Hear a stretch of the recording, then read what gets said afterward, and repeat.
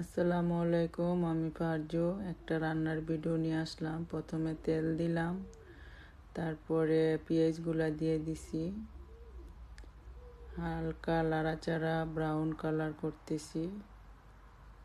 Brown colour হইব,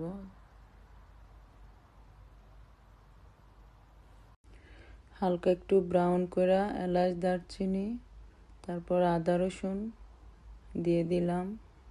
একটু পানি দিয়ে নাড়াচাড়া করলাম। 1 চামচ মরিচ, 1 চামচ ধনিয়ার গুঁড়া, জিরার গুঁড়া, হলুদ সামান্য, স্বাদ মতন লবণ, তারপর দিয়ে একটু নাড়াচাড়া করবেন। টমেটো দিলাম, কলিজা দিয়ে নাড়াচাড়া করলাম। কলিজাটি একটু নাড়াচাড়া করে আলু দিয়ে দিলাম, দিয়ে নাড়াচাড়া দিয়ে